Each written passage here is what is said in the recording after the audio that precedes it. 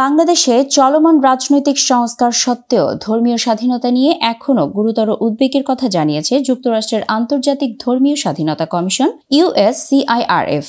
গত 21শে জুলাই প্রকাশিত এক প্রতিবেদন থেকে এই তথ্য জানা গেছে।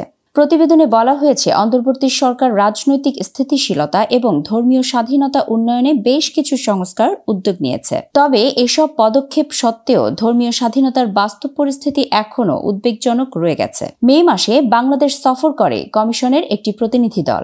সফর শেষে তারা জানান, অন্তর্বর্তী সরকারের প্রধান উপদেষ্টা মোহাম্মদ ইউনূস ধর্মীয় স্বাধীনতার বিষয়ে প্রতিশ্রুতি দিলেও অনেক নাগরিক এখনও নিরাপত্তা ও ধর্ম পালনের স্বাধীনতা নিয়ে শঙ্কায় রয়েছেন।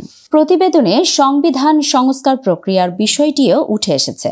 এতে বলা হয়েছে, সংবিধানে ধর্মনিরপেক্ষতার শব্দের পরিবর্তে বহুত্ববাদ যুক্ত করার প্রস্তাব দিলে বিএনপি তা প্রত্যাখ্যান করে এবং আল্লাহর প্রতি পূর্ণ আস্থা ও বিশ্বাস ফিরিয়ে আনার দাবি জানায়। সংখ্যালঘু সম্প্রদায়গুলো অভিযোগ করেছে, এই প্রক্রিয়ায় তাদের মতামতের কোনো সুযোগ দেওয়া হয়নি।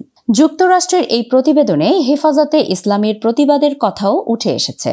নারী সংস্কার কমিশনের 433টি প্রস্তাবকে ইসলাম বিরোধী আখ্যা দিয়ে হেফাজত ঢাকায় বিশাল সমাবেশ করে কমিশন বাতিলের দাবি জানায়। এছাড়া বাংলাদেশের বিভিন্ন বিশ্ববিদ্যালয়ের ক্যাম্পাসে রক্ষণশীল ধর্মীয় প্রবণতা বেড়ে চলেছে এবং সংখ্যালঘুদের ওপর হামলার ঘটনায় দোষীদের জবাবদিহির অভাব রয়েছে বলেও উল্লেখ করা হয়েছে। প্রতিবেদনে হিন্দু, আদিবাসী, আহমদিয়া ও সুফি মুসলিমদের বিরুদ্ধে বৈষম্য ও নিপীড়নের অভিযোগ তুলে ধরা হয়েছে।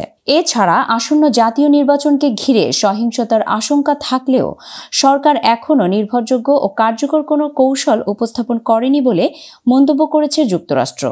সবশেষে কমিশন বলেছে, বাংলাদেশে এমন একটি পরিবেশ নিশ্চিত করতে হবে যেখানে সবাই নির্ভয়ে ধর্ম পালন করতে পারে এবং সকল ধর্মীয় সম্প্রদায়ের অধিকার সমভাবে রক্ষা পায়।